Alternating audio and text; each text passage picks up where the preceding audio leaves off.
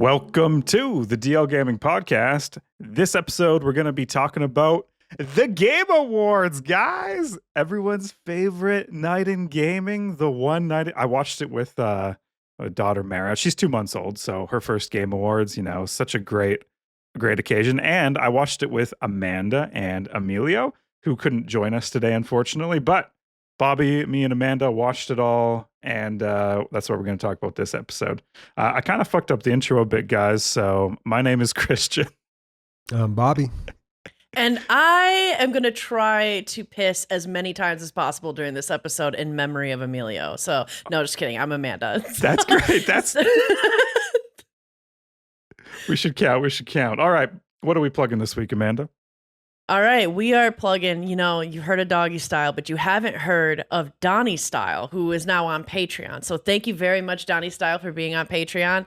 And, you should do it in the style that he does it and come join us on Patreon, which you can find by going to dlgaming.net and signing up there. Well, you'll get ad-free listening for your enjoyment instead of the new ads now, which helps us because, we'd love to just play video games as with everyone, right? But thank you, Donnie Style, for your Patreon.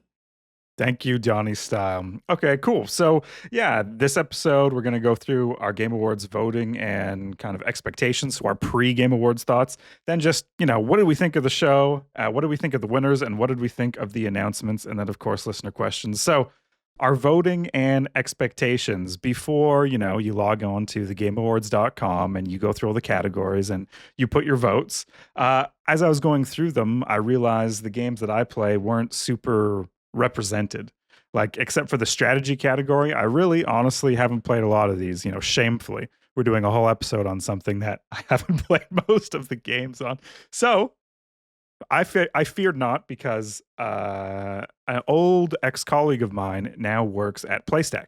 He's the publisher who picked up Balatro, which is, of course, an indie game made by one person, but they still had that sort of support.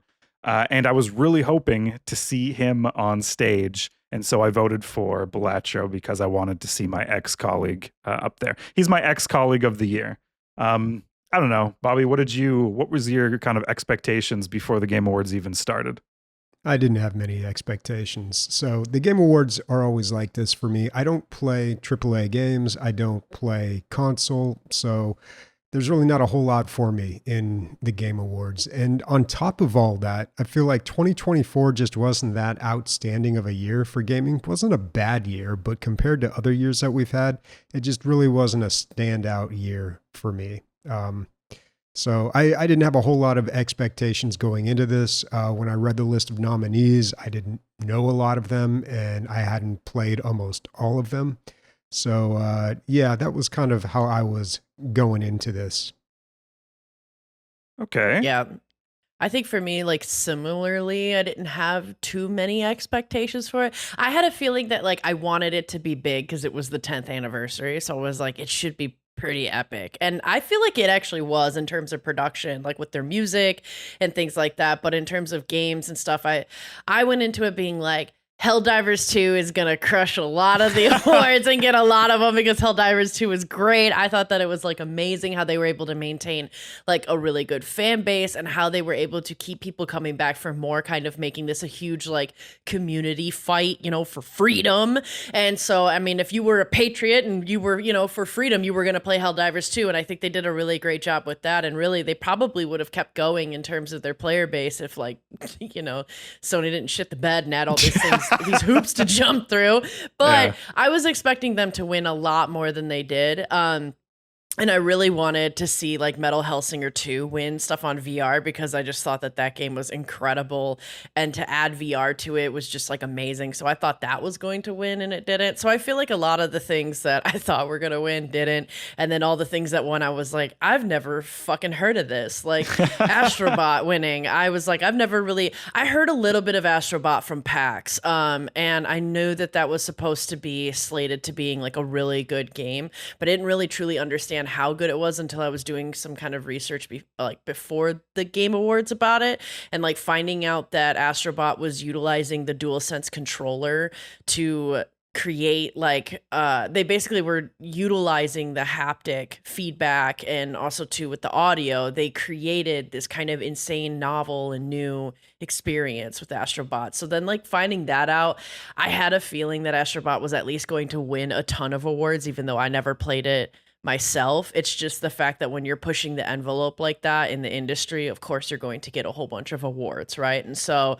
I kind of was expecting them to win, and they did. They won a lot, which was good for them, especially when you're going to use that. But as Bobby kind of said too, like a lot of the Game Awards is like a ton of games too that I've never played, or shit on control on console, and I'm kind of like PC Master Race, man. Like I don't, I don't play a lot of console games, and that's kind of how I felt about Astrobot too. But I do feel like they deserve their win because of what they were able to do with the PlayStation controllers and sync them up really in such a way, which is cool.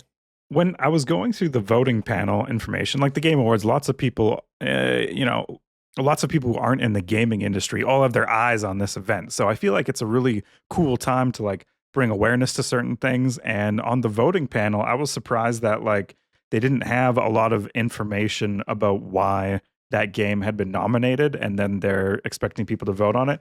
And I mean, I guess that's fine for like, best strategy game. Like really you want to have played those games. But for something like best game performance, it would have been nice to see like a little clip of someone performing their role perhaps.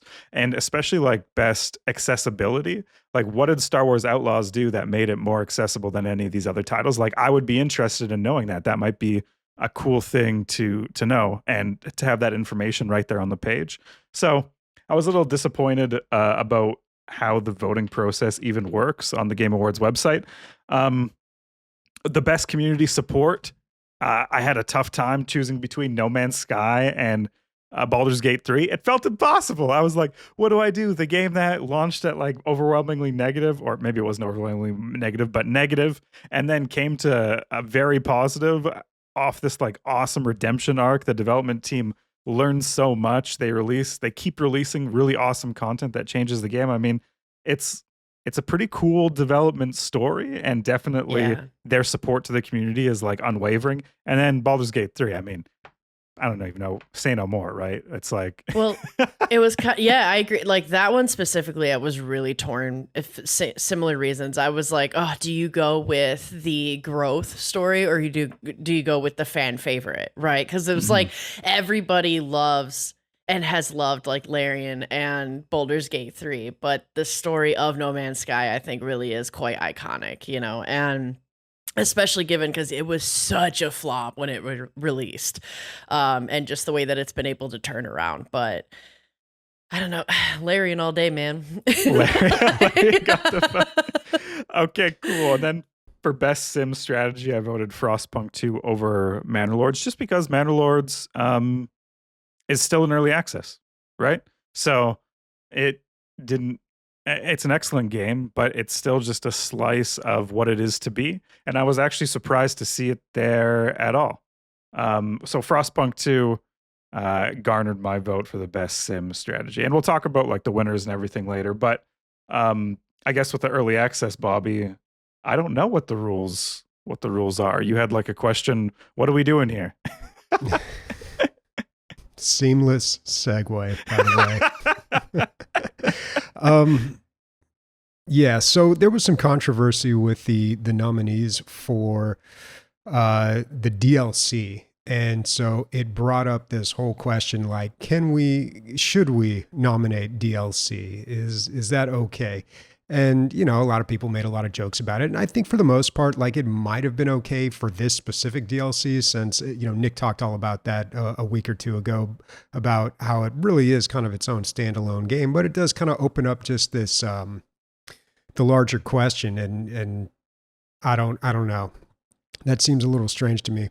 But what I was thinking about, because I didn't see DRG Survivor at all in the Game Awards. I don't know if I really expected it to. The game did very well. It was very popular.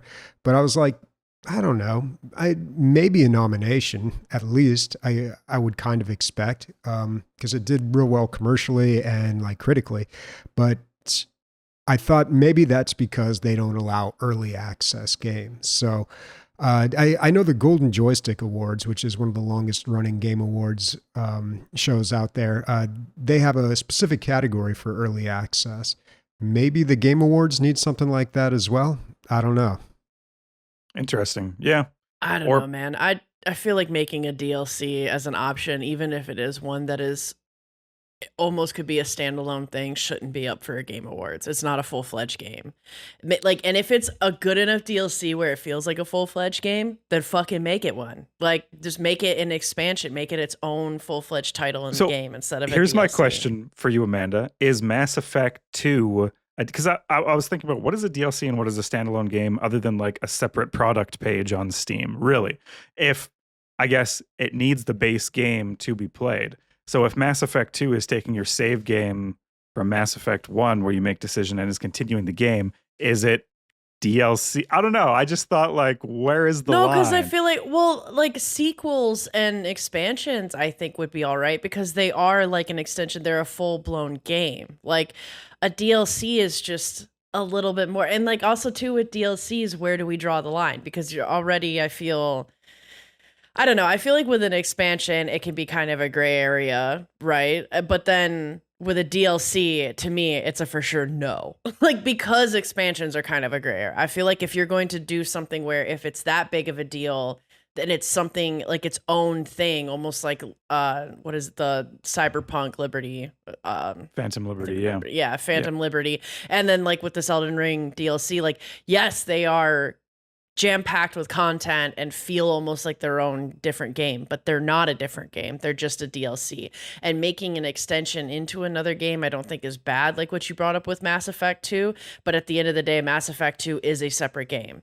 And so that would have been fine to me. I don't know. Right. Maybe it's hypocritical in some ways or like not fully fleshed out, but to me, I just don't feel like DLC should win, period. Like at all. They shouldn't be nominated. They shouldn't be up there. They're just like extra stuff for the game that already exists. Not that building extra things off of one game means you can't win an award, right? Like an expansion or a continuation or some sort of through line of the series, like that's fine.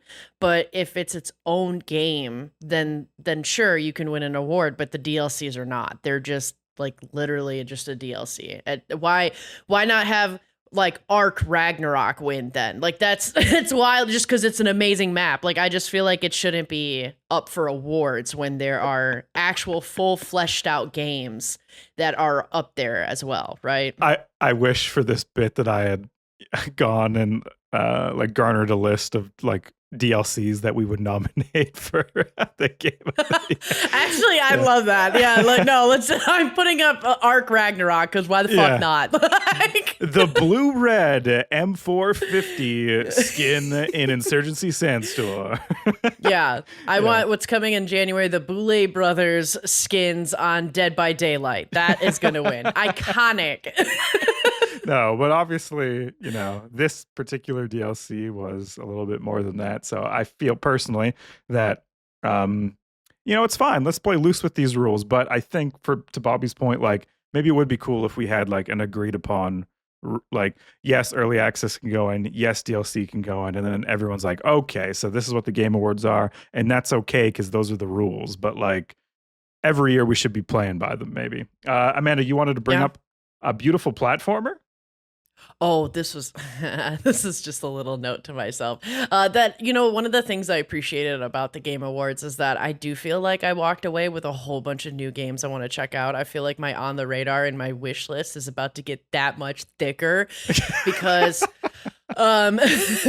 because, you know, I had just recently interviewed Caroline Marshall for As Dusk Falls, and she had won Game for Best Impact with As Dusk Falls in 2022 at the Game Awards. And so I was kind of thinking it would be like, you know, to me at least, I was like, Best Impact 2024 still As Dusk Falls. But no, while I was watching it, it's my own funny thing in my head. But they nominated Neva for this, or Neva, I'm not sure. But I was like, I've never even heard of this game, like whatsoever. But I mean, you know, Devolver makes great stuff. So I looked into them and like, yeah, they have overwhelmingly positive with 95% recent reviews and overall reviews. And it looks visually stunning. And it's this platformer where you're kind of going through this lifelong bond with a wolf as this young woman, and you're kind of going through this dying and more dystopian world. And so I just thought that that was super cool. And like I said, it won, awards already, and won at the Game Awards. And so I wanted to just make sure that I had that and kind of shout that one out, because yeah, it's just I think it's super, super cool when, you go into this thing and you just find all these games. We had talked about Bobby saying earlier that like the Game Awards is filled with AAA games. This one's not, right? And so I love when I go into something kind of like a music festival or any kind of awards and walk away with like a bigger list of stuff that I want to check out and add to what I want to play, right? And so Neva, I don't know, to me is one of those. Nice, cool. And it's nice to see a game with like 4 hours on Too Long to Beat being nominated and like win something. It's like, and winning, yes, right? This is like an afternoon or a couple afternoons, a contained experience. It's not and to win most impact, like biggest impact, right? Like, so in that short amount of time, it's had that much of an impact. Like, that's got to be some very rich content, right? So I definitely am looking into that game and like really excited to check that out, especially when it's won that award. Like, that's probably going to be really good. Sweet. So those were loosely our voting and expectations. Now we're going to move on to what do we think of the show? And I think, Bobby, maybe you could start us off, because you've been watching this show for longer than anyone here. So what's the history? Where do we come from? Let us know. Oh, wow. Well, I'm sure a lot of people remember the Game Awards on Spike TV. And, usually Samuel L. Jackson would host, and it was just a whole mess of antics, I would call it. It was not serious. So 10 years ago, when Jeff Kiley took it over, they took a completely different format, and it totally failed. Some people may not remember that. The notorious show that he co-hosted with Joel McHale, they didn't do it on stage. They rented out a studio. It was a live show. They had a ton of production issues, and and Joel McHale was trying to be funny, going off script. It wasn't working, and everybody hated it, and, it was this whole snafu. The following year, they switched to the format that we see now, where it kind of mimics every other award show out there, the Oscars, the Golden Globes, all that. There's a stage, there's performances, there's an audience, someone comes out, says a few jokes. So really, to me, this felt like the 9th anniversary, to be honest.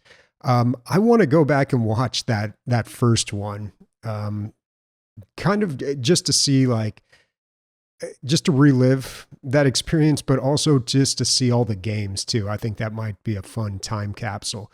But yeah, it's they've come a long way. And as soon as they made that change to this new format, I was like, this could work. Like, this is totally what we were missing. This is like what I think a lot of gamers want, is like to take this a little more seriously. Because those like EVGA ones, like, it was just gag after gag. They'd have like some soldier come out and like teabag somebody like on stage or something. It was just like all stupid bits like that. And then they would have a bunch of videos from like whoever had like a funny YouTube channel, and they were just kind of like thrown in. It was this really weird, like, I don't know. It belonged on Spike TV. I'll say that. But yeah, I'm glad that they made this change. Although it really feels like, I don't know, we're sort of losing our way, or it's becoming something else, because this year more than ever, it seemed like there was even more rapid fire Game Awards getting handed out with no speeches. Dude, totally. And with no clips beforehand either. Like, I'm like, who are the esport teams? Who are the esport players? Who are content creator of the, like, I'm just like, who are these people? Like, I don't know. Yeah, especially the esport. That was such a good, like, I remember watching that with you, and it was just like, boom, boom, boom. I was like, who are these people? And then boom, it's over. It's like, we don't care. Yeah. Like, I get that that's special for them. But again, to my point, like earlier, it's a opportunity to inform all these people about all the cool niches in our industry. And I know the show is 3 hours and it's so long, but like, I don't know. Well, they have a lot of advertising to work in, and that's always been the case. Even when they switched to this format, there's just been a ton of ads and a ton of trailers, and I kind of get that. I mean, they gotta pay the bills, but it's always so funny how how blunt it is with the advertising, because they're just like, all right, and our next award brought to you by Tostino's Pizza Rolls. Dive in those pizza rolls. It's just like, I don't know. I don't know, man. Although we're running ads on our show now, so who am I to say? DLG Gaming brought to you by Mountain Dew. Squirt it in your mouth. Let's move on to listener questions. Bob, blast it into your face. Let's go to the next topic. That's true. Let's put ourselves in Jeff. Yeah, I never minded the ads like that much. It's just like, I feel like we're kind of squeezing the awards part. I feel like that's kind of getting choked out in all of this. There were a ton of trailers and ads. And, new game announcements, I totally get. Like they use this as kind of like a platform to announce new games and to get people hyped about it. In the past, they have done stuff like coordinated where a game is released, like as they announce it on Steam. Like, okay, that's kind of cool and very effective for marketing. But what I noticed this year is there were some ads for games that were already out and had been out for a while. And I don't know if I ever remember seeing that, like Fortnite and Star Wars Outlaws. I was a little surprised to see that. Like, okay, we're just buying ad space now. Like it's the Super Bowl. That's it would be cool if there was like a law, no current projects, only new projects. But then it's like, well, if Fortnite has a really cool mode they want to add. They had the Snoop Dogg tie-in, like, okay, I guess. But yeah. Yeah, but can we take a moment to talk about that Snoop Dogg? Because he was quite prevalent in the Game Awards, I feel, especially with announcing Death Row Gaming, which I'm super hyped and like excited to see Death Row Gaming coming out, and that I'm excited to see what they're gonna create. Him and his son making it to try and create like a diverse creators and content. I think is going to be really cool. I hope it ends up becoming something that is more like full-fleshed games and isn't just like have a Snoop Dogg skin on Fortnite, like. So, but I don't know. We'll see. Either way, Kanye West tried to make a video game. Oh, does anyone remember that? I don't know. No. Okay. Yeah. Exactly. Yeah. Yeah. All right. Death Row Gaming. I thought so. I sat down to watch and I was really excited. We did the countdown. We had the popcorn made. It was like, if you are in this world of gaming, if you are listening to this podcast, you are in the world of gaming enough for this to be like a cool special event for you. And I am spending my time planning out my day, getting the snacks, families on the couch, 2-month-old in my arms. And I want to watch the pre-show because I know there's a lot of cool announcements there. There's also a lot of awards that just get handed off, no comment. But then in the background of the Game Awards, it is the pre-show. So people are still finding their seats and there's lights illuminated in the back. And it's like very distracting or at least it distracted me to what was actually going on. And I thought, man, if the Game Awards aren't taking the pre-show seriously, like, why should I take, like, it's almost like it's so flippant for them that like, but they of course would like me to watch, but why aren't they taking it seriously? Right. Like if they're going to do awards and announcements in the show and people are still finding their seats, I don't know. It just shows these two things aren't balanced in ways that I think they maybe should be. Does that make any sense? I don't know if Yeah, I think that there was a huge disconnect. I mean, there were some people like Sven from Larian Studios that I think was taking it very seriously and passionate, right? But there was a disconnect of just kind of how they were approaching it. It was almost like you could feel the disconnect between the higher ups that were organizing the whole thing and the people participating in it. Because, dude, I think it was taken very seriously, and there was a lot of passion from the fucking Flute King and the musicians in this award show. They were amazing. There was so much like detail and care to the musicians on stage, and I think some of the presenters, right? And so like I kind of think of like the narrative bit of presenting best narration by Sam Lake. Like I do think that some of the award presenters took it very seriously and cared a lot, but there was, I think overall in the larger design of how presenting it and just like, the slamming of ads and like the way that the approach overall was, they're not taking it seriously. I don't know. It was a weird disconnect, right? Well, yeah, some parts of it Yeah, and especially the pre-show. But I'm glad you brought up the Sam Lake bit because at first I was like, "What is this? I don't get Sam Lake." And then by the end of it, I was like, Amelia was like, "Do you get it now, Chris?" I was like, "Yeah, I get it. I get I it. thought that was so funny. That was one of my favorite parts of the whole show was Sam Lake coming out and acting to a black and white narration of him giving the best narrative awards, which to me was just so incredibly meta. And then I think it's hilarious the fact that Meta 4 ReFantasia won. And it's just this, I was like, oh my God, they're all connected. It's fantastic. It's very funny. Right when you said that you love that this happened, by the way, Bobby raised both his eyebrows, both of them. I don't know what that One expression means. Well, we lost him at narration because that typically means story, and he's not a fan of that, so he didn't give a shit. He just skipped over that and went right to the Mountain Dew ad. Clicked past that cutscene. Right to the Mountain Dew ad. I'm here for the content, people. But I guess let's talk a little bit about, well, I don't know, the Muppets. Last year, I came down very harshly on these, on our puppet friends, and this year couldn't get enough of them. Were they better?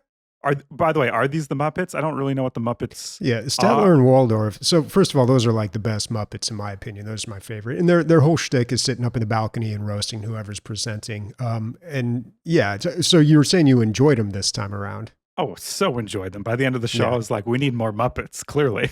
Well, what's funny about it is like they're making these jokes, and I'm like, that's hilarious. But that's like super true also. Like the show is super long. It's totally sold out. We've lost our way. I mean, I guess like they try to work it in and like laugh it off, but I'm just like, well, we kind of have a problem here too. Yeah. Did you like the Muppets though, Bobby? I always loved the Muppets. And you may not know this. I didn't know this for the longest time because when I grew up, we had like Fraggle Rock and the Muppets that were for kids, but the Muppets started long before that. Like they were on like the first episode of SNL and they were like doing drugs and having sex. Like they were adult content. Wow. Making some pretty racy humor. I would have been a fan of that. Sorry, I don't know who's a Muppet and who's not. Oscar the Grouch, Garbage Can, famous Muppet. Yes? Mm-hmm. From Sesame Street, yeah. Got it. Okay. I mean, a Muppet is just like one of Jim Henson. It's like what is it? A puppet? And where does the term come from? It's like a puppet and something else, but it's basically one of Jim Henson's creatures or creations. So anything in there kind of falls under that category.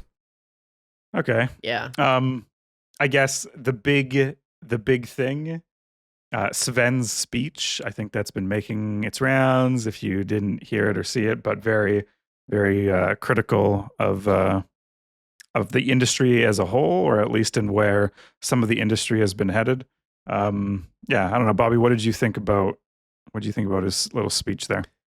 We've heard it before, and it's the old speech about the greedy investors and the publishers versus the creative developers, and if you want to have a successful game, you got to make something with passion and not just driving after money. I mean, if you haven't heard it or you didn't catch it live, it's worth just like reading it or just watching the clip on YouTube.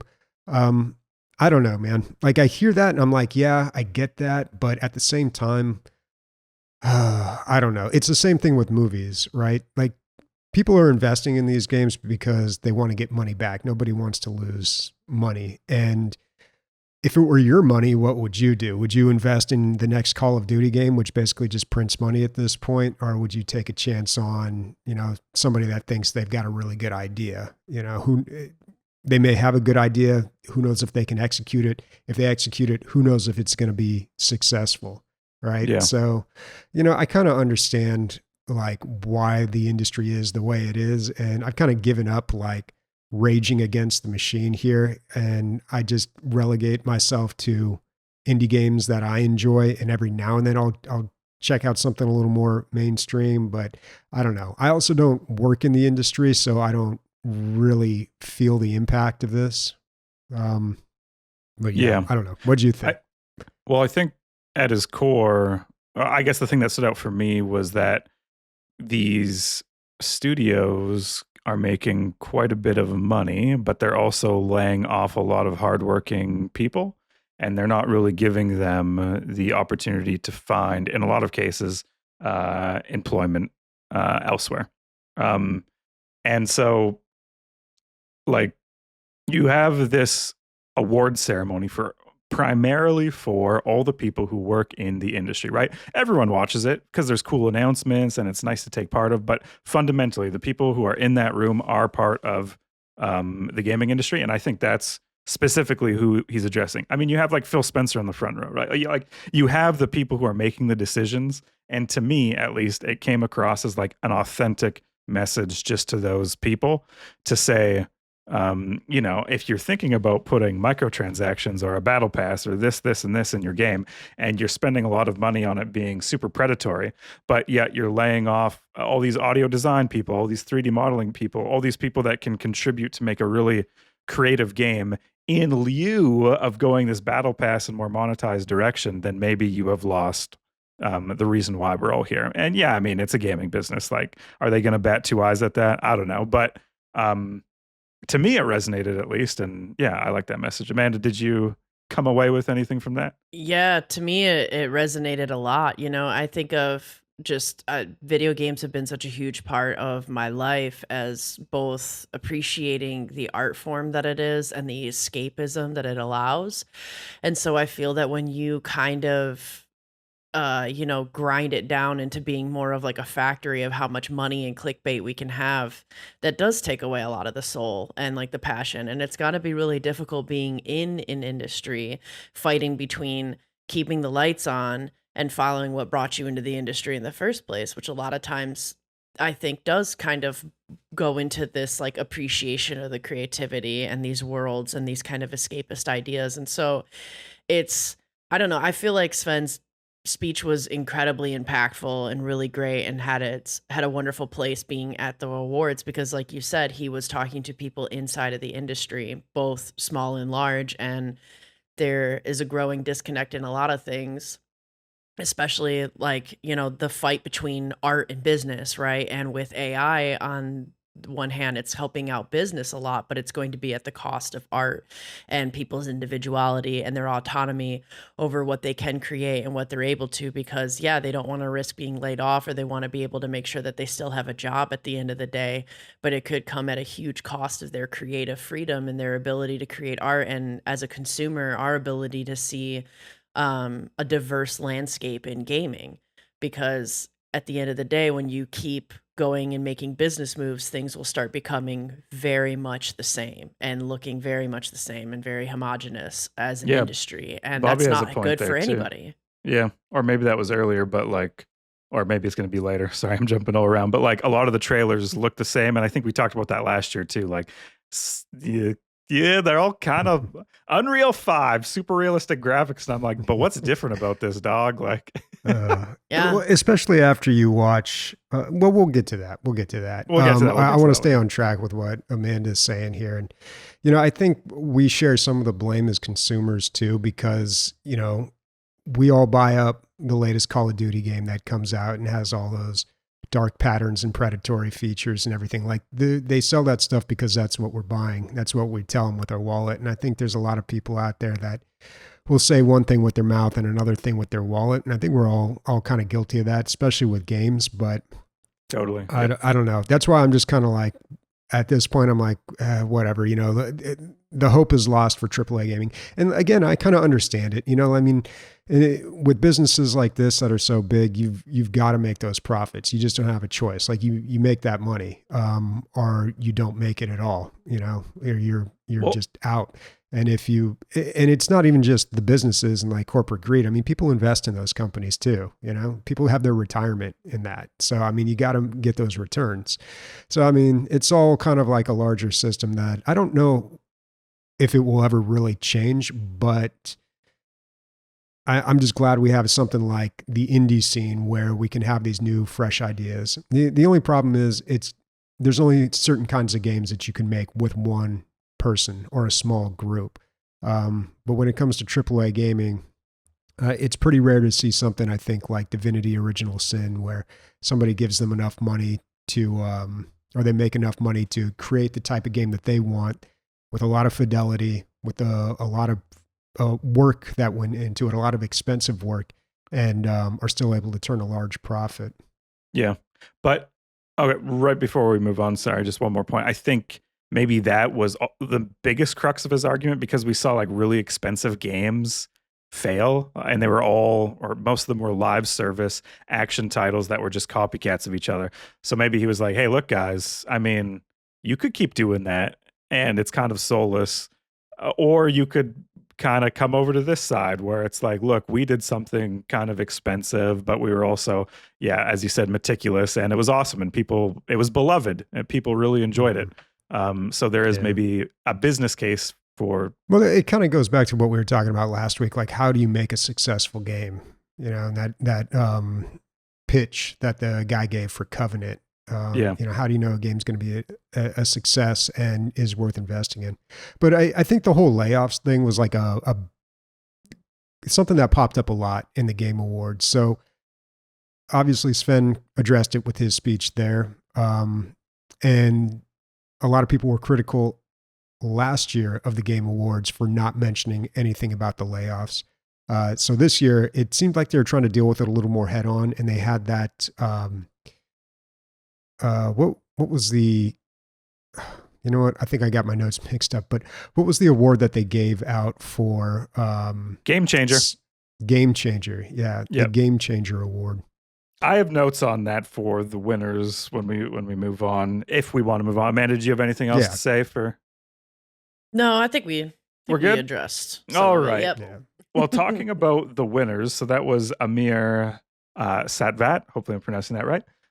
Which during his spare time, you know, he's a member of the games industry, is helping laid off people find jobs with resources, coaching, and just like a giant, awesome database, basically, to search through job opportunities for. Which is kind of awesome for someone to spend so much of their free time doing that. But I think, you know, I don't want to diminish someone's efforts like that, but it's like, bro, you have all the CEOs who laid off most of the people in the room in the two front rows. I mean, I don't know. It's kind of like, does everyone get to clap when he gets the Game Changer award, including the people who laid off all the people? It's, I don't know. I during that part, I wasn't cringing for him. I was just this. I found it a bit disingenuously, the situation and who he was presenting to. Having that in mind, it seemed a little bit disingenuous for him to be up there and for everyone to be clapping when some of the responsible people who made bad decisions are in the room and you know, are being paid millions of dollars. Yeah, absolutely. Yeah, it's, I don't know. In a way, it feels like they're doing that thing where they're trying to acknowledge something and make a big presentation about how they're doing something about it. But what does that really do? Like, what change does that really create? Unfortunately, probably not much. It just kind of helps everyone feel a little bit better about the situation. I mean, it's really nice. It's very cool what he did. But I don't know. I'm wondering if we're going to see a Game Changer award next year. Like if this is going to be a continued thing or if this is something they just kind of came up with.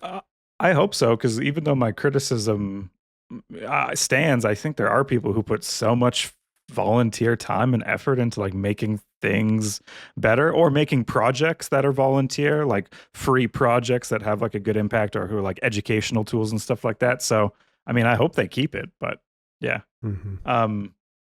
All right. The people who won. So I mentioned at the beginning of the show, my ex-colleague, I'm in work calls with him and now I see him on stage. So awesome. Accepting the award in lieu of Local Thunk, who didn't go to the Game Awards. Balatro won debut indie game, and it was so cool seeing him on stage and the speech that he gave. I don't know if you guys caught it, but it was basically like, play an indie game. I'm winning best debut indie, and that's cool, but you should be out there experimenting and playing indie games. And honestly, that's kind of like I don't know, in maybe a hyperinflated sense of self, the impact I hope this show can have. Like, if you've purchased an indie game you have heard us talk about that you normally wouldn't have had discovered, to me, that's like a win. You know, that's awesome that we connected you with something that you loved. So I like seeing that speech on there. Did you guys catch that one? The speech, I saw him winning, and I've heard so much about Balatro. I mean, they won a few things besides just best. Didn't they win best music too? No, they didn't win best music. They did nominated for it? No, they did win in a couple other categories. Like, they were nominated for Game of the Year, and they took away a couple other awards, but this is the only award that they got an acceptance speech for slot. So yeah. That's pretty cool. That's pretty wild to see your coworker out there, though, dude. It was, and he's so giant. Yeah. He's like this 6'7". No, that's I'm being realistic. He's like this 8'2" giant Dutch man accepting an award. You can't miss him, folks. But Bobby don't stick Todd Howard next to him. Yeah, dude, it would be like Wallace and Gromit or something. Helldivers 2, Bobby. Is it too late for you to play? Why do you say this? Is it? Well, first of all, won some awards too. Won. It won 2. Yeah, but best multiplayer and best ongoing game. Okay. Yeah, and this is a game that I've had my eye on for a while. I love co-op games. This looks like a really good game. Everyone has already said it is. I've been waiting for it to go on sale a little bit more. It doesn't seem like that's going to happen, but every time I see it at the awards, or like it comes up here, I always get kind of hyped for it. So I don't know. It might be time to finally jump into some Helldivers too. Oh, you should. Well, two of the people on this podcast right beside you, Bobby, have a copy. And I know that it's right up your alley because it's co-op PvE, right? We're all working together and yeah. Mm-hmm. Love those co-op games. Yeah, I mean, I guess I could play it off your account, but it seems like something that would be more appropriate to buy myself and play with you guys. I did notice. As a multiplayer game, yeah, probably. I mean, if I wanted to play with you guys. Yeah, if you wanted to play with us, you might need to. I don't mean to be rude, but it just sounds like Bobby trying to navigate a friendship. He's like, theoretically, it would be good to play with you guys. Who, I mean, presumably might be my friends that we could play a multiplayer game with. Yeah. This went in a totally different direction than I intended it to. I was trying to set myself up for something, but... we walked out the joke again. Sorry. No, it's okay. I honestly, this was a better way to go. Okay. But I did notice that a lot of the games that I looked up, when I'd see a game trailer and I'd be like, okay, that looks cool. I'll check out the Steam page because the trailer told me nothing. More on that later. And I go to the Steam page and it would say excluded from Steam's family sharing service or that sharing service that they have. So I'm wondering if that's because the game hasn't come out yet and they just have that up there on the page, or if that's something that they're starting to do more and more with games. I think like the latest Call of Duty game was like that. Like if people are catching on that, hey, people are buying a copy and sharing it with everybody. So we're going to crack down on this. Well, with the new Steam family share rules, you think that might actually be lessened because they do check your IP addresses and where you connect now with the new family sharing. And I think everyone has to switch over by a certain date. Oh, I should have had the information on me. But me and Rianne formed a new family. So we can share games, and we had like a new thing we had to agree to, basically, and new rules like you can only join a family every year or something like that. So they're, I think, cracking down on, I guess, what we've been doing as a group of playing each other's games, and they're assisting real families to play games together, which I feel like is kind of cool. So yeah, that's unfortunate that some people are excluding their games, but shit. Right. Well, Helldivers 2 does not exclude their game from family sharing. It does have, requires a third-party account, but technically I could play this off your account. Okay, yep.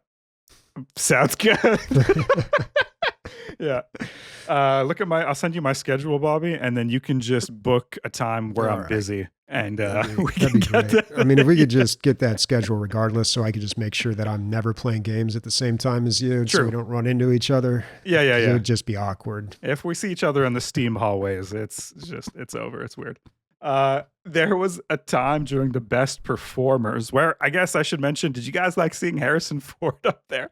I feel like, why are they dragging this poor man? Leave him alone. Yeah, that's exactly how I felt. They're like, oh, okay, somebody get him off stage. Like, I don't know. He seemed pleasant. I mean, he seemed like he was up for it. He's usually pretty grumpy when I see him like do stuff, but yeah, it's getting pretty sad. The guy's so old, and he's got the old man walk now, and it's just like, oh boy.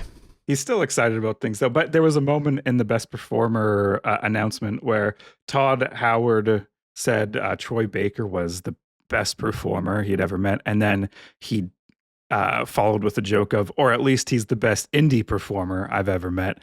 And I don't know what he meant by that, but I took it to heart. I was like, is Todd Howard the fucking release a broken game guy just throwing shade at indies? Is that how you guys took that? Immediately I had a defensive response, but I don't know if that's what he meant. Yeah, I don't know that. No, it was such a micro moment. I could see that. Yeah, I'm like, do you guys remember this too, but 1 minute bit from the Game Awards from the 3 I do remember that joke. And I was Okay. like, okay. I mean, I don't think I took it to heart as much as you, but yeah, it's just like, as somebody who loves indie games and hates AAA games, I'm just like, I don't know. That's a weird message to send, but especially given that the last few releases of what he's created has been like, turds on arrival. So that might be controversial, but I mean, I don't know. Look, finish a game before you come for all indies. Like, before you write that joke. Yeah. I don't know. And I love Bethesda, but like, come on. It's not it. Yeah. Read the room, buddy. Frostpunk 2, I already talked about this, I think, but they won best strategy, and all those best strategy, like, they deserve to go up there and get a speech. Like, strategy games are not this. The strategy is the most successful game genre on Steam by the numbers, by the amount of copies sold, and by the amount you can charge for those copies on Steam for PC gaming. Strategy titles is the biggest chunk of the pie right now. That is the trend. So that strategy games are just for PC like gaming, though. For PC gaming, yes, but still, for that strategy games are just like, and the best strategy goes to Frostpunk 2, and the best esports award goes to like some guy. Like, I'm just like, you're not going to acknowledge the biggest genre on spend PC? 2 minutes talking about our sponsor Doritos. I did not see one Dorito spot. Where are you getting this, dude? I think you just want a Hot Pocket. There are sponsors, man. I'm trying to work them in. All right. Okay. All right. Check out the new Cool Ranch. Cool Ranch. Oh my God, no. Cool Ranch. And that is not nude, man. Cool Ranch is a classic. Yeah. I don't know. Go ahead. I got nothing. Yeah, I got nothing either. We're done with the winners. We didn't talk about Game of the Year or a lot of other shit, but this is what resonated with us. So thanks for listening. Announcements. So everything that was exciting and, everything that wasn't an awards acceptance speech, which there's only 8 minutes of them during the whole show, folks. Someone ran the numbers. I think the biggest thing that stood out for me was that game Dispatch, where you are a superhero dispatcher. I was like, best idea ever. But I already saw this 2 weeks ago with this game called Xenopurge on Steam, where you are the commander that gets to stay behind on the ship during like an infestation by aliens. So I was like, what a cool game idea. No one's done this before. And then they announced this game at the Game Awards, and I was like, hold on. Is this a new genre? Is this coming hot down the pipe? Is there going to be 50 of these in the next couple years? What'd you guys think about Dispatch? Well, I mean, the genre looked like those old Telltale games. It looked like a choices matter, maybe some light puzzles. It had a tag for point and click adventure. Okay. Like heavy on the storytelling, and that's really the game. Like maybe make some decisions or do a little bit of like puzzle solving here and there, but probably not much. But the concept was cool. and it's animated kind of like these superhero cartoons. But yeah, so like I don't know, in a weird way, it kind of reminded me of that show, The Boys, which I haven't seen, but everybody always talks about it so much that I feel like I have seen it. Yeah. But it's kind of this satirical look on superheroes. And there's a lot of drama and personality conflicts and things like that happening in kind of like an office environment here. I guess you play as somebody who's on dispatch for the superheroes, and you also have to deal with all the drama. I don't know. I think it has the potential to be really good, but I don't know. I really like the Telltale games, but then that didn't last long. They kind of wore out pretty quickly. So if it is just another Telltale game, I don't know if I'm going to be that into it. Okay.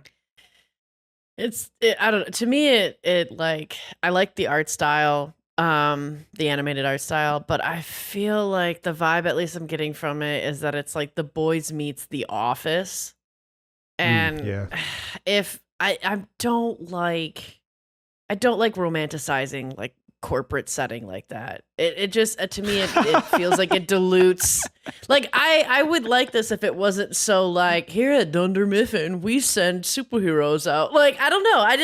I'm not exactly feeling this. I think it could be interesting. I'm hoping that the comedy brings it and kind of saves it. And I do think that it's cool to have somebody dispatching superheroes, but I'm already seeing some of the like in-office politics, and it's already just making me like cringe inside. Like, I'm not gonna want to, like, yeah, you're standing next to a superhero pissing at a urinal and you're like, tough day. Like, is that necessary? I don't know.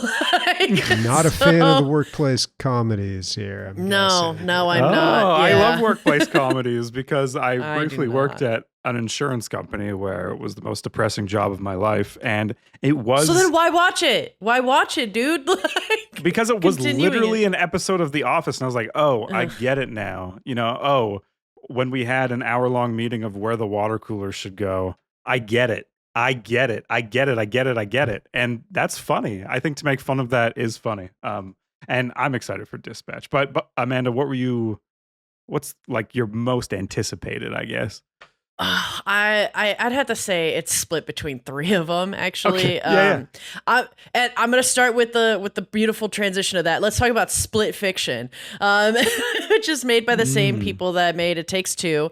And so it looks like it's gonna be It Takes Two, but it has like a much cooler story. You're a writer. You have this other partner that's also a writer, but you go into these like virtual realities to create this story that you're creating. And you and your coworker get stuck in the same one. And so she always writes science fiction, you always write fantasy, or vice versa. I'm not sure which character, probably could be either character, right? But one character writes sci-fi, other fantasy. And so you're going through this world very much like how it was in It Takes Two, with all these puzzles and running around. They have ones where you are riding on farting pigs that then become sausages. Hilarious. Love that. Like, that looks cool. And you have to get through this storyline that has been completely smashed together in a sci-fi fantasy world in order to get out of it. And so I'm super stoked for that. It's looking like it's coming out, I think, in March next year. So I'm very excited for that one. I feel like we all could go on and on about how cool The Witcher 4 looks. I'm definitely excited for The Witcher 4. It's going to be sweet with its Ciri. I know that there was so much controversy of people wanting something different. A lot of people felt like they couldn't play Ciri because in the books, she's kind of a, like, somewhat of like a mega god. She's larger than a witcher in a sense. So, and it would feel weird dying to a wolf when like you literally could end worlds in the book, right? So like it's I can see that, but I think that to me, I'm just really excited to be playing another fully realized like Witcher game.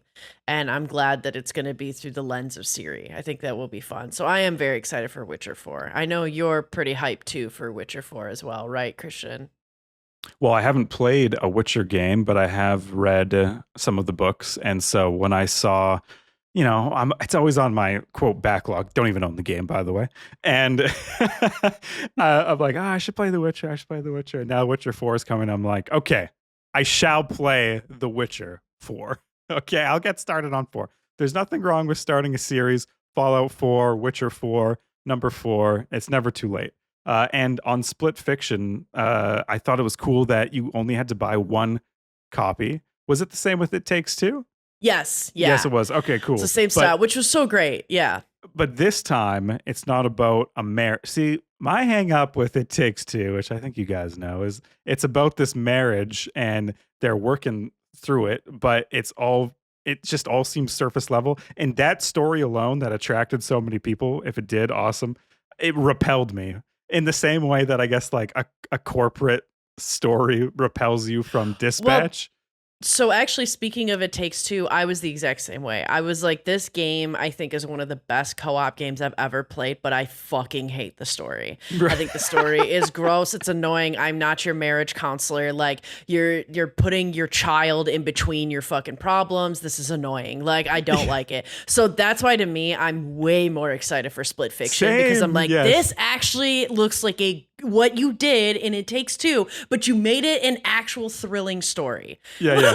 You made the story actually good. Hopefully we'll see. At least the premise to me is better. Plus sci-fi and fantasy combined, that sounds just hella fucking fun. So I'm pretty stoked for that. But yeah, The Witcher 4, I think will be a great time to jump in and do that. You know, like I never beat The Witcher 3. I played a bit of it, but I read all the books. And so, I'm pretty stoked for The Witcher 4, and I kind of view it like, I know that a lot of people, especially when you're talking about the worlds of, you know, even Elder Scrolls and Fallout, but even to something as grand as Star Wars, like there is always the fight between, like, does it stay canon? Does it follow the books? Does it follow how it should be? Or is it more of an inspiration? And I'm hearing that, like, yeah, The Witcher 4 is going to be kind of more of an inspiration off of the books in a way. Like, and that's what they've kind of stated too, is that they're inspired by the books. They're not following the books word for word, you know? Yeah. And I'd rather see that than nothing, right? Especially when it's done so well. And so it would be really cool. I like that Pyronical put in chat that he hopes that Witcher 4 is a lot more like Cyberpunk and a little less like Witcher 3. I also think that would be pretty cool.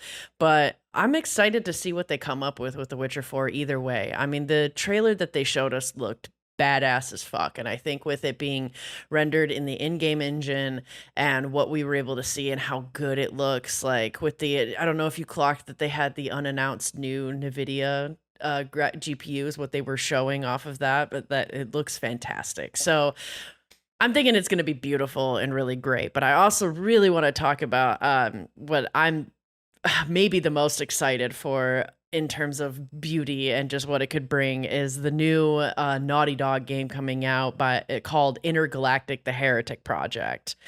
Just because it looks so sick. I was laughing. We were laughing. Christian, I remember when we were watching this and we were like, we had a whole discussion about Porsche. It's too bad Emilio's not here. Okay, Bobby, did you know this? Did you know? Apparently the Poors, aka me, don't know that it's pronounced Porsche. I've always said Porsche. Did you know this? A lot of people say Porsche. A lot of people say Porsche, but Porsche owners say Porsche. Apparently you're poor if you say Porsche. No, I think this is from that that cartoon I watch all the time, American Dad, but people who own one call it a Porsche because there's more of a chance someone's going to overhear them saying it. Like, I own a Porsche. Yeah. Right, an extra. An extra vowel. Okay. Just making sure. I didn't know if it went over your head or if you just don't think it's funny. I don't know. No. But maybe both, but probably dude, more like, over your head. I don't know. It was just like I was not at the viewing party, unfortunately, but was this like a big thing because a ton of people say Porsche and a ton of people say Porsche. Kinda. Like it was like, so the trailer opens up with like this really sleek looking spaceship, you know, overlooking a planet. And then you just see in huge words on the back of it, Porsche. And that turned into that's where the discussion kind of started. But I will say that, like, I'm really kind of curious to see how much they're going to integrate, you know, brand dropping in this game, because already in the trailer, there was what we had Porsche, there was Adidas, we saw, there was, there was another one. Like, they're already dropping so many brands. Yeah. It was cool. I'm like, Doritos Cool Ranch. I'm like, Naughty Dog, by the way, if this is what we need to do to get an awesome story game, like the best of all time in The Last of Us, widely regarded. If we need to drop some brands in there, buddy, the ship can be a Porsche. do it all, right? The chair could be a Herman Miller, but whatever you need to do, just do it. And if that's what needs to be done to make a profit and tell a good story, I don't really mind, as long as it makes sense, I guess. And like, you know, the ship was made by Porsche, but like it would be weird if like the main character had a tattoo that was, I don't know, that's maybe a bad example, but yeah. Anyways, well, I feel like the spaceship definitely looked like it would have so been sleek. a Porsche. Yeah, it would have been a Porsche for sure. Yeah. And it looks so cool. I love the way that they were integrating kind of the 90s vibe in a futuristic setting. I think that that's really fun and cool to do it. It's very Guardians of the Galaxy to kind of do something like that, actually, where they're like, we're showing it on a huge ass TV, but it's, you know, multiple leagues distance communication with somebody else on a different planet, but we're using this big boxy ass TV from the 90s. Like, I think that's really cool to have that kind of juxtaposition. So to me, I'm like super stoked to kind of see this, even though I do feel like this trailer didn't really tell us much. I guess I'm hooked. I'm excited. I can't wait to kind of see what happens. All I know is that they're going to some planet that nobody comes back from, and they're just like, fuck it, I'm gonna sip my drink and my defiance, and I'm gonna go. Bobby, obviously this didn't take you, but I don't know, tell us about some stuff that did, or maybe why you looked at the product placement, you were like no, I don't see Doritos. I didn't understand that trailer at all. Okay. I don't think I've played any Naughty Dog games. I don't really know what their games, I mean, I kind of know what their games are like, but not really. And so I saw that and I was just like, this is just like a cinematic. Like, it doesn't really tell us anything. And I was confused. So when she looks up the guy in that screen, I think it's the guy that she's hunting. Is that Kumail Nanjiani? Look at it again. It looks just like him. You're going to look at him and you're like, oh my God, it is him. But yeah, I don't know. I saw that and it kind of just went in one ear and out the other. Yes. Yeah, you see it now. Yeah. So I don't know. I don't really play those types of games, but a lot of the game trailers and the announcements just kind of blended together for me and just didn't really register. You know, it was just, this happens every single year. When you watch them all together like that and in such a short period of time, it's just, I don't know. It's hard to really differentiate between them because they all kind of start looking the same. And then you realize, you know, most video games, especially AAA, are all kind of the same thing, just repackaged. And if you're old like me and you've been playing them forever and ever, it just kind of gets old. But a few things did catch my attention. I've got a bunch of stuff here. So at the Game Awards, apparently it's all about announcing games. And that's why I have the most notes in this section. I'm going to kind of go rapid fire. Just a couple of things that stood out to me. They had a quick trailer for Killing Floor 3. I knew that game was coming out, but actually seeing the trailer and seeing some gameplay got me a little more excited. In fact, at first I was just like, I don't think this is going to work. I think we got a Payday 3 situation. This game's going to come out, it's going to flop, nobody's going to care. After seeing the trailer, I'm actually hopeful. So, don't mess it up, Tripwire. That's what I'm saying. You interviewed that guy. I did. And Killing Floor 2 is a great game. And I don't even know, like, when they announced 3, I'm like, cool, but do we need it? I mean, I'm still loving Killing Floor 2. So I don't know. We will see what happens. Said the same thing when Killing Floor 2 came out, so I could be wrong. Kiora is a game from the devs that made Core Keeper, which I've been playing recently. Looks kind of cool. Looks like a new Terraria. Could be good. Yeah. A co-op crafting survival side scroll. Immediately, I was like, this is, you know who I thought about, Bobby? I thought about you. I thought about who among my friends would I love to play this with? You know, who can I schedule time with to... Yeah, no, it looks awesome. I want to play with Mara and Rian too. It seems like a fun couch co-op one. Yeah, so that one could be good. Midnight Murder Party is a game where you stumble around in the dark and you shoot people with pistols and try not to get caught. So it is a murder mystery. Could be fun for a game night. It's also got that audio where you only hear the people that are close to you. So, you know, kind of like one of those Among Us, Lethal League, something like that. One of those types games that could be fun for a game night. Also, Stage Fright. This is a co-op adventure game by Ghost Town Games. They're the developers of Overcooked. Overcooked is great, but stressful. This looked more like a relaxing RPG adventure type game, almost like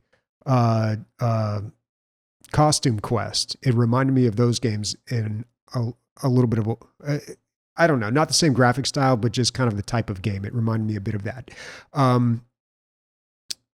This is another, even though I kind of liked this just based on the developers and the genre alone, the trailer tells you absolutely nothing. It's a cinematic trailer, not going to show you, not really going to give you an idea what the actual game is like at this point, but it's something that'll keep an eye on. All right. And then the last one in my rapid fire is going to be Turok Origins. Can't tell what type of game it is, but it does say it has co-op on the Steam page. Is it wave survival? Is it a Monster Hunter game? I don't know. Could not tell from the trailer. The Steam page doesn't give you much more information. It is Turok though, so just off the IP, I'm sure they'll do all right. But looks like you just hunt dinosaurs like with your friends. And Turok is a beloved game for you, Bobby? Is it, or not really?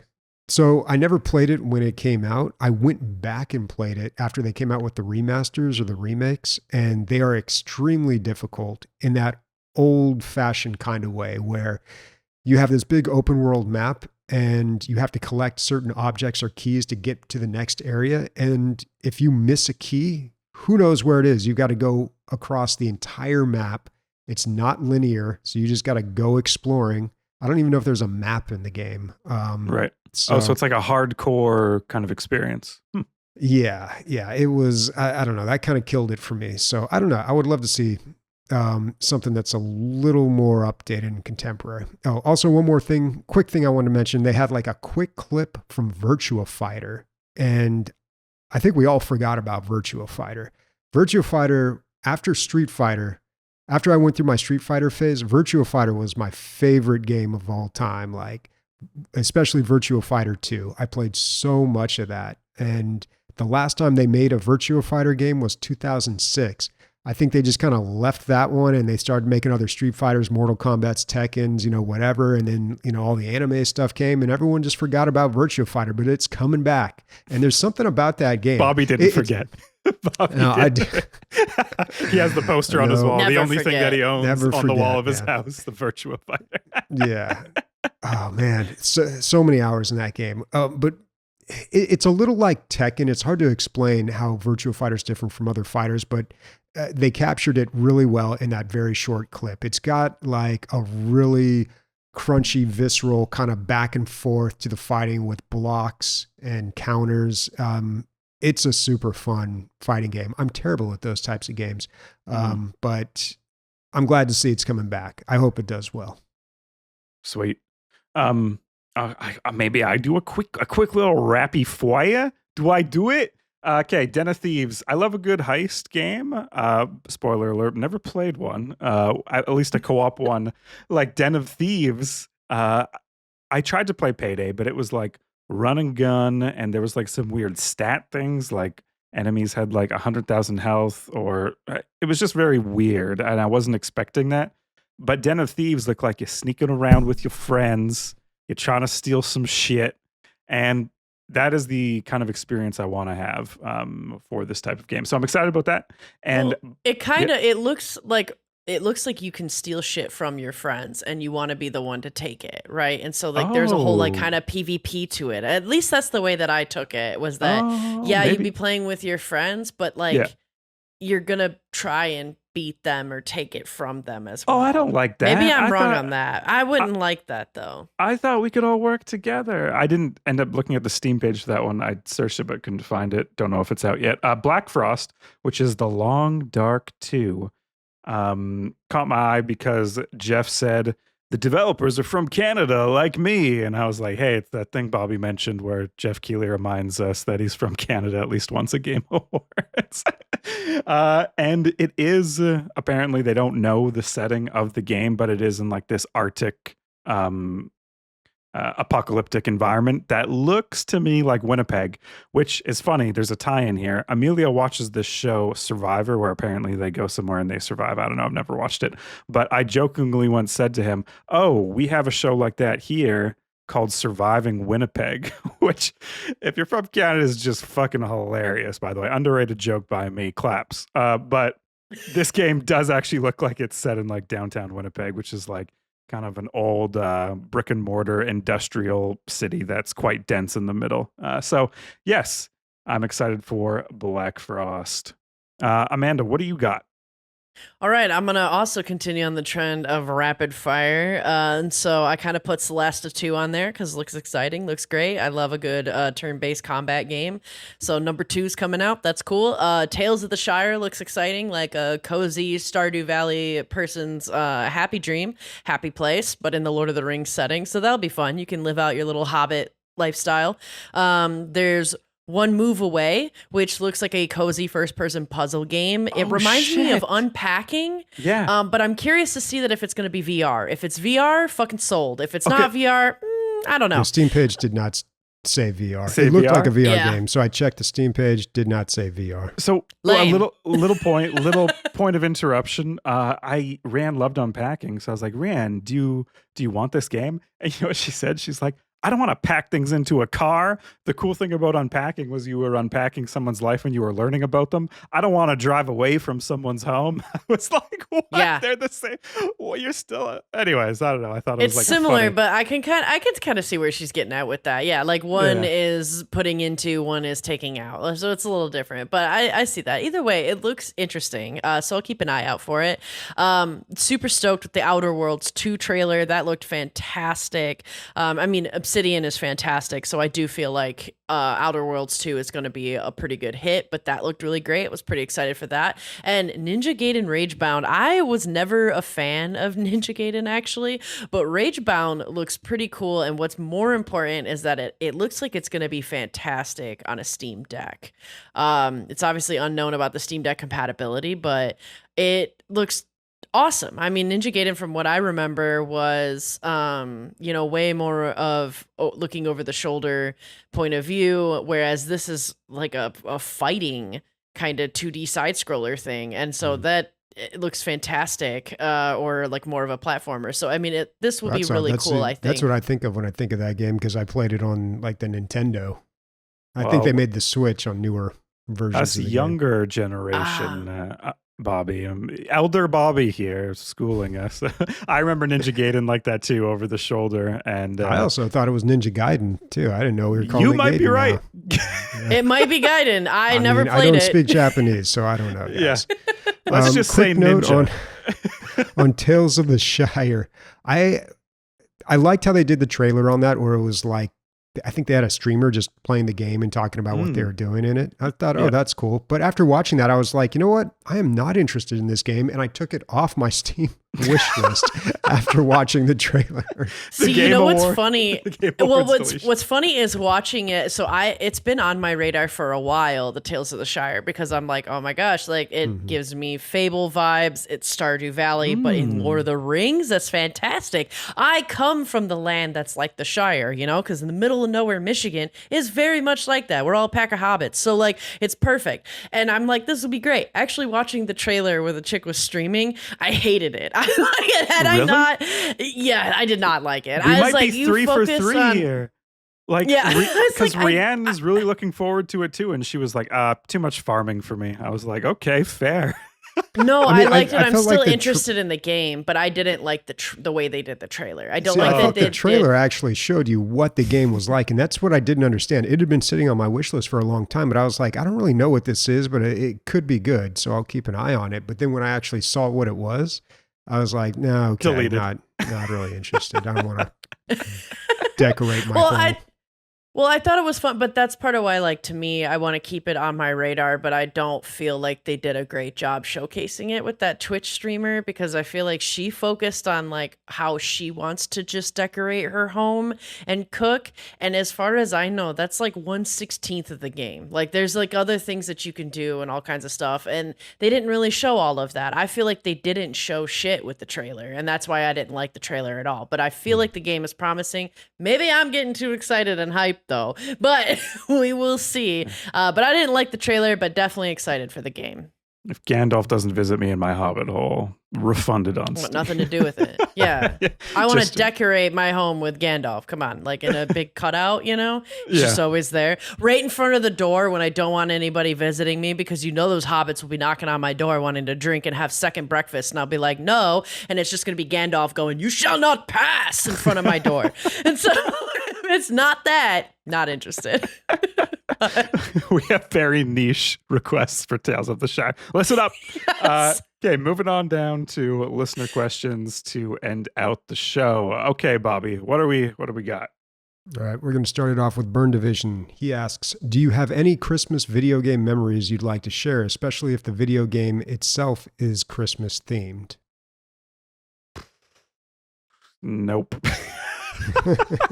Nope. Sorry. I only have one. I don't have one that's Christmas themed, but I definitely specifically remember requesting and wanting Dead or Alive 3 on Xbox for Christmas one year, and I got it, and I spent all of Christmas just playing it, and then I spent that whole rest of the week playing it, and I beat the whole game in that time, and it's like one of the shortest like times it took for me to beat a whole game, and I beat everybody as Hitomi because she was my favorite character to play in that game. So I have fond memories of that. That was around Christmas time. But Christmas themed games, I mean, how many of those are even out? I don't know. Bobby played that North Pole one recently, or was that just on your radar? That was terrible. Yeah. Yeah, that was during Steam Next Fest. It was like Santa's Workshop or something like that. It was not good. A Christmas video game memory. You know, the one that I always think of is when I got a Nintendo for Christmas. So as a kid, I always wanted a video game or an entertainment system for my birthday or for Christmas, and I was so excited getting a Nintendo. And when you bought a Nintendo back in the day, it would come with Mario typically. My parents were like, okay, we'll get him a video game console, but we don't want any violent video games. So they got a Nintendo with Win, Lose, or Draw, which, if you guys don't remember that, this was like a game show way back in the day where, you know, it was kind of like, you know, where you draw something, people try to guess what it is, like that kind of thing. So imagine trying to play that game on Nintendo. It was not like super fun. Of course, like later I would get other Nintendo games and, you know, those were good, but, you know, it's kind of just funny to me because my parents were just like, okay, we want something non-violent, and this looks like a good one, and no, it was the worst game. But I always appreciate that. Now that I'm older and like I have money, like not a lot, but I have money, like I will always buy my parents whatever they want if they need a laptop or an iPad or something like that, because like they would, like, I can't imagine having a kid and just being like, all right, I guess like $200, you want a Super Nintendo? All right. You know, like, I guess like, but they did it, man. They did it. And like, and that was really cool of them. Like you get old and you realize like all the stuff your parents did for you. Like, you shout out to parents. Yep. All right. Christian, how do you pronounce the last letter of the alphabet? This is Burn Division's other question. He said, how do you pronounce the last letter of the alphabet again? So I will remind everyone out there. A, B, C, D, E, F, G, H, I, J, K, L, M, O, P, Q, R, S, T, U, V, W, X, Y, and Z. And that is the way you do it. That's the way you should teach your children. And that's the way you should say it yourself. All right. Next I don't question. know about that. Next question. I will not take any comments, concerns. All right. This next question is from OSS, and it is directed to me. He says, or she, or they, I don't know. I'm wondering if you have tried Stardew Valley Expanded Mod. It adds a ton of content to the game. So glad you mentioned that, because that is something that I had brought up at some point, I think on this podcast, and then had totally forgot about. So like, I'm always on the lookout for like the next Stardew Valley, and you're just not going to find it because Stardew Valley is the best, but there are a ton of mods out there for the game, and I have not touched any of them. And that could be the key to just unlocking Stardew Valley again, because I played Stardew Valley a ton, like a few years ago, and saturated the game, nothing else to do. They came out with a big update and it's a whole new game. And I put in a ton of hours all over again playing that game. So I could easily do that again if I just checked out some of these mods. So I'll definitely check out the expanded mod. Sounds like, I think I've heard of that one before, but it sounds like one of those ones that just like adds everything you want to the game just to kind of make it bigger and give you more stuff to do. This next question is also directed at me. Aren't I the popular one? Emilio asks. Yeah. And yes, that is a quote from Ace Ventura 2: Pet Detective, if anyone's paying attention.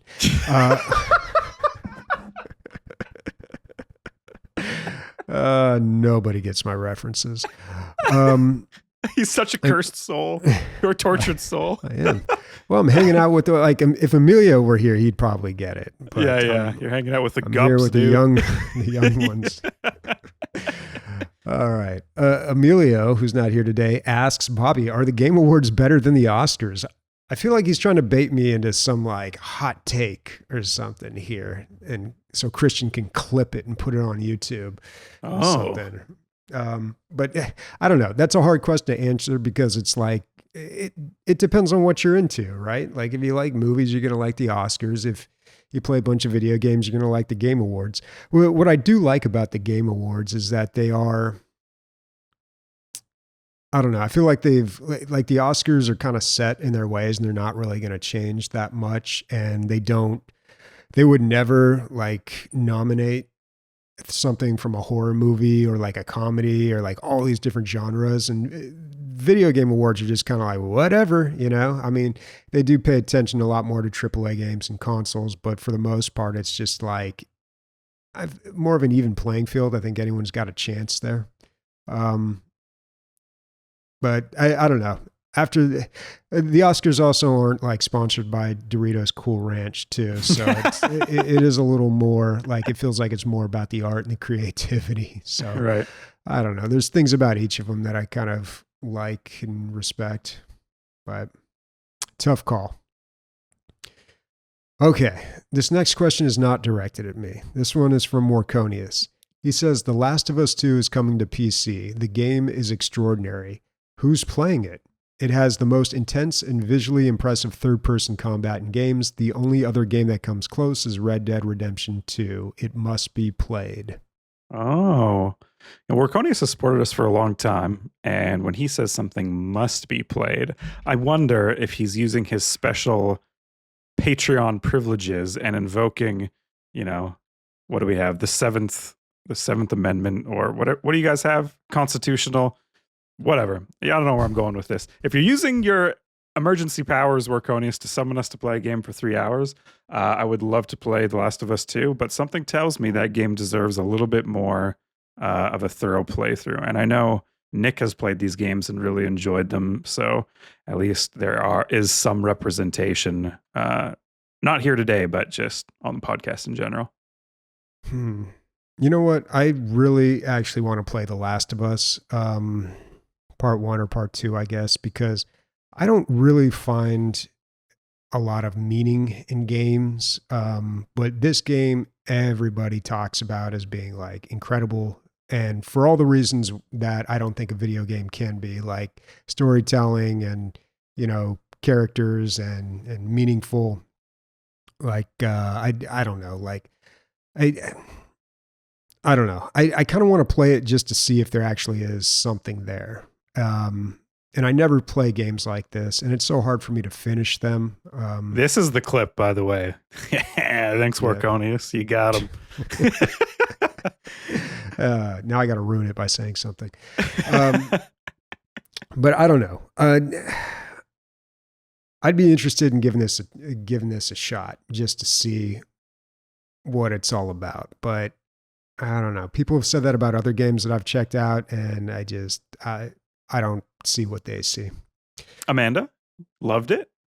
Oh, we can't hear you. No, so sad. If you're talking, it's all Okay. Yeah, no, okay. now you probably can. So I'm definitely interested in playing The Last of Us 2 for sure. It looks great, especially coming to PC. That's the only hang up, is that it hasn't been on PC. So I definitely am interested in playing this.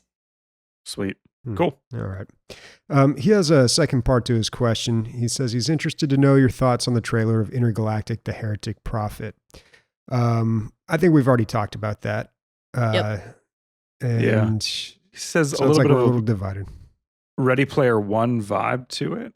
I'd be interested if it had. Is she in a sim? Did I miss something? Oh, maybe I need to go back. Is she in like a virtual world? Is there something else to that? Is she really in the spaceship? And yeah, I hadn't even considered that. I didn't get that. I don't know. Maybe he's just saying that because Ready Player One was all about 80s stuff, and they had they had compact discs, which is like late 80s, early 90s, and the Pet Shop Boys, which was 80s music. But yeah, nice. I don't know. Yeah, I learned about that in a museum once. Wow. Oh my God. Who are they petting? All right. Last question from Zap. Do you ever wish the Game Awards were an actual award show honoring the art of games and not just Jeff Kiley showing off the things his friends make? When I saw this question, immediately I had like a defensive reaction. I was like, what the fuck? That's such an aggro question. But then I slept and I thought about it. And then I saw that someone had put together a spreadsheet of all the awards and the awards that got speeches and then how long those speeches actually took, the acceptance speeches. And it was around 8 minutes, and half of the awards didn't have an acceptance speech slot. So yeah, I guess if you're looking at the math of it, Zap's comment here is kind of right. The only thing I take issue with is showing off the things that his friends make. I don't think it's like an insider show. I think everyone pays for their slot, and the companies with a lot of money pay a lot of money to be there. I don't think anyone's there for free or just because of relationships alone. So yeah. Yeah. I mean, Jeff Kiley has kind of made a career out of being establishing ties within the gaming industry. And I don't know. I don't think there's a lot of like inside business going on there. But also, when I saw that, I thought, let's take a look at who won awards over at the Golden Joystick, because anybody can vote on those ones. That's like all community choice over there. And I looked, and it's like the exact same thing. Like the winners are almost all the same. They've got a few more categories that I like. They do have that early access category, and they've got like one or two other ones that the Game Awards doesn't have. But for the most part, it looks very identical. The same people kind of won the same awards over there. So I do think like the Game Awards, what little part is actually dedicated to the awards now, still does reflect how people feel about gaming, and goes to show how far away from that I am in gaming. Like, oh, totally. I'm not, like the fact that Astrobot won the Game of the Year, and I'm like, never heard of that game. What's that? Bot? Never heard of her. Astro. Like that says more about me, like just being just out of touch with like gaming. I mean, PC gaming's its own niche. And then inside that, I've just kind of like developed my own specific taste for like certain types of games. So I've dug myself into quite a lonely hole here, but that's okay. I'm having when they fun. add the point and click adventure category. Yeah, exactly. When they add the point and click. Fucking locked. And they had the idle gaming award, What did you think, Amanda, of I mean, I would love for the Game Awards to be a much more bigger, like, actual award show honoring the art and what did you mean some more time. So I never saw E3. What do you mean by that comment? Like, was E3 not the same thing with a lot of advertisements, or? I think E3 kind of was, but at least for me, like, E3 felt like a bigger show that honored like kind of more of the people. I mean, I might be misremembering, but like from what I remember, it was like a bigger award show, or like actually honored more of the people. I think also too, it probably there's probably an element of like nostalgia with it too, just in the sense that back then it wasn't so like advertisement driven, or things haven't evolved and gotten even more niche like as they are now, so it wasn't as much. Like there was a lot, but I remember E3 being like huge, especially when it came to announcements and showcasing what was going to be coming up in the coming day. And so I think to kind of put that sort of level of production and honor in what is being announced, but to put it in towards what is being awarded would have been really cool. Oh, I understand. Yeah. Okay. Mm-hmm. I had a very different reaction to E3. I don't know. I always felt let down because E3 would always come out and hype a bunch of stuff, and then the games would come out and they'd never really be as good, or the trailers would be misleading. Of course, that was back in the day when you can get away with stuff like that. But yeah. We're all wiser now. Yeah. None of us were wowed by these cinematics, guys. Okay, except probably a lot of us were. Cool. Okay. I guess we are signing off. Next week is just going to be a regular episode. So back to, the games we played in the week or what has captured our attention. Speaking for Bobby, Amanda, and myself, I guess we're just going to do Game Award titties. And this is the Game Awards Orchestra.